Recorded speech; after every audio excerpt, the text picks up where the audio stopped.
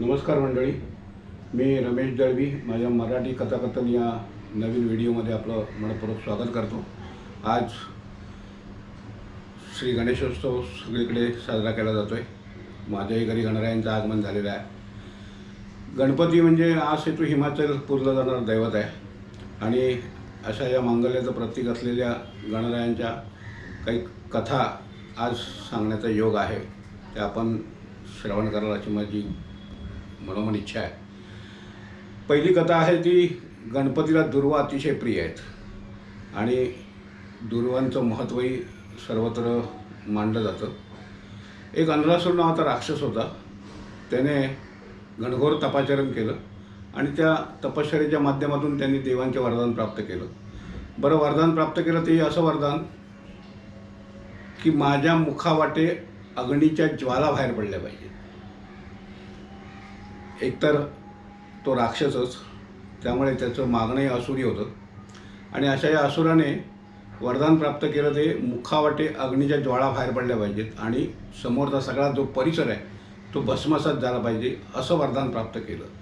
आणि मग हे वरदान प्राप्त झाल्यानंतर या असुराने काय केलं, निघाला तो सर्वत्र पृथ्वीवर भ्रमंती करताना जे जे समोर येईल त्याला जाळायला लागला। काही ऋषी मुनी साधू संत महात्मे योगी कोणी साधनेला बसलेले आहेत, कोणी पूजेला बसलेले आहेत, कोणी यज्ञ हवन करतायत। हा तिथे पोचला आणि त्या सगळ्या साधू मंडळींना ऋषी मंडळींना त्रस्त करायला लागला। आता ही सगळी साधू मंडळी ऋषीमुनी मंडळी सगळे अतिशय त्रस्त झाले आणि याच्या मुखावाटे अग्नीच्या ज्वाळा बाहेर पडत आहेत हे पाहिल्यानंतर घाबरून सैरावैरा पळायला लागले। ही सगळी मंडळी पळत ही सगळी मंडळी गेलेली आहेत। सुरुवातीला गेली ब्रह्मदेवांकडे आणि ब्रह्मदेवानं म्हणाले की एक असुर आमच्या मागे लागला आहे आणि तो मुखावाटे अग्नीच्या ज्वाळा फेकतोय, त्याच्या ज्वाळाने आम्ही भस्मसात होऊ, तर याच्यापासून आमचा बचाव करा। आता ब्रह्मदेव म्हणाले मी काही त्याला वरदान दिलेलं नाही, ज्याने कोणी वरदान दिले त्याच्याकडेच जा तुम्ही आणि त्यालाच विनंती करा। आता ब्रह्मदेवाने नकार दिल्यानंतर ही सगळी साधू ऋषीमयी मंडळी पुन्हा धावत गेली विष्णू भगवंतांकडे आणि विष्णू भगवंतांना त्यांनी विनंती केली की हा असुर आहे, मुखावाटे अग्नीच्या ज्वाळा फेकतोय आणि तो आमच्या मागे लागला आहे, त्याच्यापासून आम्हाला वाचवा, आमचं रक्षण करा। आता रक्षण करा म्हटल्यानंतर ब्रह्मदेव म्हणाले की माफ करा, विष्णुदेव म्हणाले की आता याच्यापासून रक्षण कसं करणार, शस्त्रसज्ज घेऊन त्याच्यासमोर जरी गेलं तरी त्याला आपण मारू शकत नाही, कारण तो त्याच्या अंगावर वार करणे इतकं जवळ जावं लागेल आणि त्याच्या अग्नीच्या ज्वाळाने आपण भस्मसात होऊ। तुम्ही एक काम करा, महादेवांकडे जा। पुन्हा ही सगळी साधू मंडळी निघाली आणि विष्णू भगवंतांकडून निघाली आणि शंकराकडे गेली। शंकरालाही विनंती केली की या असुरापासून आमचं रक्षण करा, हा आम्हाला जाळून भस्मसात करेल। शंकर म्हणाले मी काही करू शकत नाही, या असुराला जर कोणी वश करेल तर तो म्हणजे सर्व गणांचा अधिपती, 14 विद्या आणि 64 कलांच्या अधिष्ठात्री देवता मंगलमूर्ती गणराय, तुम्ही गणपतीकडे जा। सगळी मंडळी पुन्हा धावत गणपती बाप्पाकडे गेली आणि गणपतीला विनंती केली की हा असुर आमच्या मागे लागला, मुखावाटे अग्नीच्या ज्वाळा फेकतोय, याच्यापासून आमचं रक्षण करा। आता गणपतीने विचारलं की हा कितपत दूर आहे, तर म्हणाले आता तो येईलच। गणपतीने आपली सोंड एवढ्या लांबपर्यंत फेकली आणि त्या असुराला आपल्या सोंडीचा विळखा घातला आणि आपल्या जवळ खेचलं आणि पूर्ण तो अनलासूर जो आहे त्याला गिळून टाकलं। आता गणपतीला लंबोदर म्हणतात, गणपतीचं पोट फार मोठं आहे, अख्खा अनलासूर राक्षस गणपतीच्या पोटात गेला आणि गणपतीच्या पोटात गेल्यानंतर तिथे या असुराने आपलं काम सुरू केलं, अग्नीच्या ज्वाळा फेकायला लागला। त्या अग्नीच्या ज्वाळामुळे गणपतीच्या सर्व शरीराची लाही झाली, सर्व शरीर लालबुंद झालं आणि गणपती गडबडा लोळायला लागले। आता गणपतीची अवस्था बघितल्यानंतर स्वर्गातून सगळे देवही त्रस्त झाले, तिथले ऋषीमुनी मंडळी सुद्धा त्रस्त झाली की हा अख्खा असुर गणपतीच्या पोटात आहे आणि तो तिथे अग्नीच्या ज्वाळा फेकतोय आणि गणपतीच्या शरीराची लाही झाली आहे। ही अवस्था सगळ्यांना बघवेना। महादेवांनी आपल्या गळ्यातला तो नाग जो आहे तो गणपतीच्या शरीराभोवती गुंडाळला। नाग हा थंड प्राणी आहे, तरी काय 10 थांबेना। ब्रह्मदेवाने आणि इंद्राने वरुणाला सांगितलं की प्रचंड पर्जन्यवृष्टी कर, गणपतीला नखशिखांत भिजवून टाक. त्याप्रमाणे वरुणाने पाऊस पडायला सुरुवात केली. गणपती पूर्ण भिजला, परंतु शरीराच्या आतला जो अग्नीचा दाह आहे तो काही थंड होऊ शकला नाही. शेवटी तिथे जे सगळी ऋषीमुनी साधू मंडळी होती त्यांनी पाहिलं की जवळपास बरंचसं गवत म्हणजे दुर्वा वाढलेले आहेत. सगळ्यांनी दुर्वा उपटल्या, दुर्वांची एक चादर तयार केली, गणपतीच्या संपूर्ण शरीरावर पसरली आणि दुर्वांचा रस आहे ना तो गणपतीला पाजला, प्राशन केला गणपतीने आणि त्यामुळे गणपतीच्या शरीरातला दाह थंड झाला आणि गणपती शांत झाला. तेव्हापासून गणपतीला दुर्वा अतिशय प्रिय झाल्या. दुर्वाचं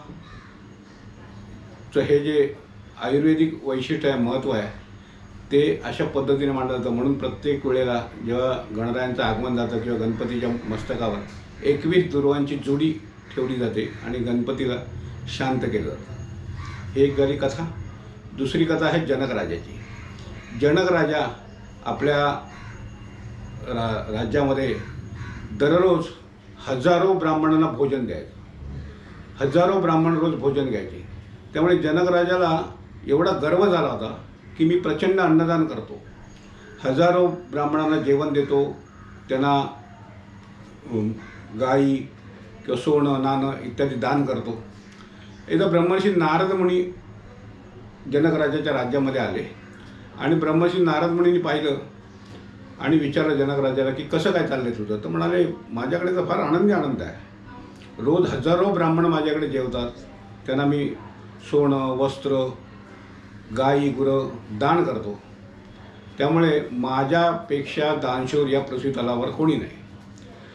नारद मुनींनी जनक राजाचा हा जो गर्व आहे तो हरण करायचं ठरवलं आणि मग नारद मुनी गेले स्वर्गामध्ये. स्वर्गामध्ये गेल्यानंतर ते भेटले विष्णू भगवंतांना. विष्णू भगवंतांनी नारद मुनींची विचारणा केली की बराच काळ तुमचं दर्शन नाही, कुठे होता. तर म्हणजे पृथ्वी तलावर गेलो होतो. काय पाहिलं तिकडे. तिकडे जनक राजाच्या राज्यामध्ये गेलो. जनक राजा रोज हजारो ब्राह्मणांना भोजन देतो, हजारो ब्राह्मणांना सुवर्णदान, वस्त्रदान, भूदान, गोदान, गाईचं दान करतो. त्यामुळे त्याला अतिशय अहंकार आहे, अतिशय गर्व आहे स्वतःच्या या अन्नदानाचा. तर त्याचं गर्वहरण तुम्हाला करावं लागेल. म्हणाले हे कार्य माझ्यापेक्षा गणपती चांगलं करेल, तुम्ही गणपतीला सांगा. त्याप्रमाणे ब्रह्मर्षी नारद मुनी गणपतीकडे गेले आणि गणपतीला सांगितलं की नारद मुनींचं असं गर्वहरण करायला पाहिजे, तुम्हाला आता पृथ्वी तलावर अवतार घ्यावा लागेल.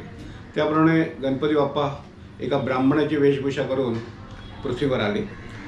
पृथ्वीवर आल्यानंतर जनक राजाच्या राजधानीमध्ये प्रवेश केला. प्रवेशद्वारावर आले आणि त्यांनी भिक्षा वाडा अशी आरोळी ठोकली. तर जनक राजांनी सांगितलं की बघ हजारो ब्राह्मण बसले भोजन करायला, जा त्यांच्या पंक्तीला जाऊन बस.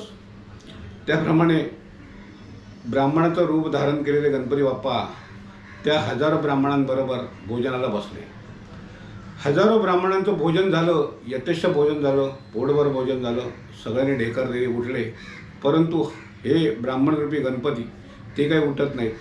त्यांच्या पानामध्ये जेवढं वाढलं जातं आहे तेवढं ते स्वाहा करतायत, खातायत, भक्षण करतायत. शेवटी जनक राजाच्या आचारी अन्न बनवून भोजन बनवून कंटाळले.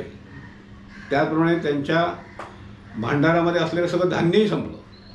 तरी तृप्तीचा ढेकर काही हा ब्राह्मण देत नाही. म्हणून आचारी मंडळी जनक राजाकडे गेली आणि म्हणाले या ब्राह्मणाने एवढं भोजन खाल्लेलं आहे की भांडारामधलं सगळं धान्य सगळं संपलं. जनक राजा म्हणाले तो तृप्त होईपर्यंत, त्याला संतुष्ट होईपर्यंत तुम्ही भोजन वाढलं पाहिजे. जर राज्यामध्ये प्रत्येकाच्या घरात जर जेवढं धान्य असेल ते सगळं घेऊन या. त्याप्रमाणे आपल्या शिपायांना पाठवलं. शिपाई गेले, सगळ्या राज्यामधलं सगळं धान्य प्रत्येकाच्या घरातलं जमा केलं गेलं, ते शिजवलं गेलं आणि ते ब्राह्मणरूपी गणपतीला दिलं गेलं. तेही गणपती बाप्पाने भक्षण केलं. एवढं सगळं भक्षण केल्यानंतर पण गणपती तृप्त होत नाही. म्हटल्यानंतर आता आचारी कंटाळले, बरं भोजन बनवायचं तरी किती. आता राज्यामध्ये सुद्धा अन्नाचा कण कोणाकडे उरलेला नाही. तेव्हा पुन्हा आचारी मंडळी जनक राजाकडे गेली. म्हणाले सगळं धान्य संपलं, राज्यामध्ये प्रत्येकाच्या घरातून आणलेलं धान्य पण संपलं, आता काय करायचं. मग जनक राजा आले आणि ब्राह्मणरूपी गणपतीला विनंती केली, प्रार्थना केली की आता धान्याचा एकही कण ना माझ्या भंडारामध्ये ना कोणाच्या घरामध्ये राहिलेला आहे, तेव्हा मला माफ करा.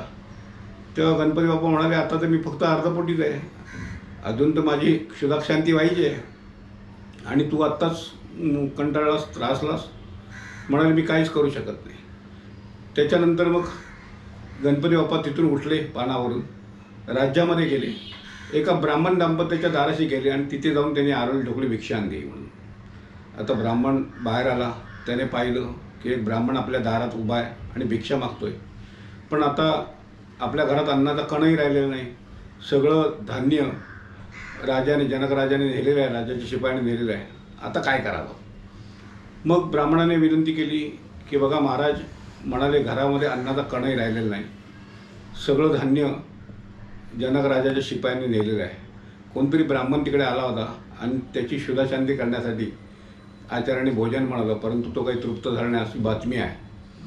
पण म्हणाले माझ्याकडे सकाळी गणपतीची पूजा केली तेव्हा एक दुर्वांकर उरलेला आहे, एक दुर्वा उरलेला आहे, तो तुम्हाला दिला तर चालेल का? गणपती बाप्पा म्हणाले ठीक आहे, दे. त्याप्रमाणे आपल्या तबकातला तो दुर्वांकूर आणून गणपती बाप्पाच्या म्हणजे त्या ब्राह्मणांच्या हातात ठेवला. गणपती बाप्पाने, ब्राह्मणरूपी गणपती बाप्पाने तो दुर्वांकूर भक्षण केला आणि तृप्तीचा एवढा चांगला ढेकर दिला की तो जनक राजापर्यंत पोचला. आणि मग जनक राजा धावत तिथे आला आणि म्हणाले तुम्ही तृप्त कसे झाला? तर म्हणाले या ब्राह्मणाकडून एक दुर्वांकूर घेतलं आणि माझी क्षुधाशांती झाली. तेव्हा जनक राजाने नमस्कार केला आणि म्हणाले आपण कोण आहात, आपलं खरं रूप दाखवा. तेव्हा ब्राह्मणरूपी गणपतीने आपलं खरं रूप दाखवलं आणि सांगितलं की याच्यापुढे अन्नदान करशील त्याचा कधी गर्व करू नकोस. गर्व केलास की त्या अन्नदानाला काही महत्त्व राहणार नाही. जनक राजा शरण आला आणि माफी मागितली गणपती बाप्पाने. ही एक सुंदर कथा. तिसरी जी कथा आहे ती कथा आपल्याला सांगताना मला आनंद होतो आहे की गणपतीचं वाहन उंदीर असं आपण मानतो, ज्याला मूषक म्हणतं. गणपतीचं वाहन मोर पण आहे, गणपतीला मयुरेश्वर असं सुद्धा म्हटलं जातं. पण गणपतीचं वाहन उंदीर का झालं त्याची एक सुंदर कथा आहे. क्रौंच नावाचा एक गंधर्व होता. आता या क्रौंच नावाच्या गंधर्वाला नेहमी उशिरा कोणत्याही कामाला जाताना उशीर करण्याची सवय होती. ब्रह्मदेवाने सर्व देवांची सभा भरवली होती. सर्व देवदेवता, गंधर्व, यक्ष, किन्नर त्या सभेला होते. क्रौंच गंधर्व मात्र फार उशिरा पोहोचला आणि तो इतका घाईघाईत आतमध्ये शिरला सभेमध्ये की सभेमध्ये बसलेल्या वामदेवाच्या पायाला त्याचा पाय लागला, लाथ लागली. ती लाथ लागल्याबरोबर वामदेव चिडले आणि वामदेवाने क्रौंच गंधर्वाला शाप दिला की तू मूषक होशील, उंदीर होशील. आता हा शाप दिल्यानंतर क्रौंच गंधर्व अतिशय व्यथित झाला आणि माफी मागायला लागला. म्हणाले माझा चुकून पाय लागला. अरे म्हणाले तुझं नेहमी असंच आहे, घाई देतोस, सगळ्यांना लाथाडतोस, आता तू मूषक होशील.